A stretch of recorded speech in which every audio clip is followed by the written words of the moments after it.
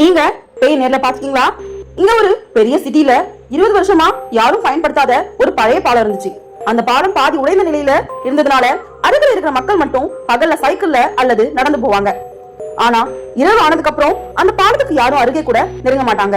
ஏன்னா அந்த பாலத்தோட நடுப்பக்கத்துல ஒரு கொடூரமான விபத்து நடந்திருக்கு. அதுல ஒரு பெண் இறந்தும் போயிட்டாங்க. அதுக்கப்புறம் அங்க நிறைய அமானுஷமான சம்பவங்கள் நடக்க ஆரம்பிச்சது. ஒரு மழை இரவு ஒரு வயதான தாத்தா சைக்கிள்ல அந்த பாலத்தை கடக்க முடிவு பண்ணாரு. அவருக்கு அந்த கதைகள் எல்லாமே தெரியும். ஆனா வீட்டுக்கு சீக்கிரம் போகணும்னு நினைச்சாரு.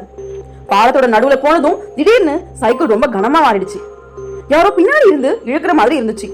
தாத்தா பயந்துட்டு வேகமா மிதிக்க ஆரம்பிச்சாரு. ஆனா சைக்கிள் முன்னாடி போகவே இல்லை. அந்த நேரம் திடீர்னு அவர் கீழே விழுந்தாரு. அவர் பயந்து மேல பார்த்தப்போ அந்த சைக்கிள் தானாவே காற்றுல மிதந்துட்டு இருக்கு. சில வினாடிகள் கழிச்சு அது பயங்கர சத்தத்தோட கீழே விழுந்துச்சு. தாத்தா உயிர் பிழைக்க ஓட ஆரம்பிச்சாரு. ஆனா எவ்வளவு ஓடினாலும் பாலத்தோட முடிவு வரவே இல்லை. மூச்சு வாங்க முடியாம நின்ற அவரு மெதுவா திரும்பி பாக்குறாரு. அந்த பாலத்தோட நடுவுல அந்த விளக்கோட கீழே ஒரு பெண் நின்னுட்டு இருந்தா.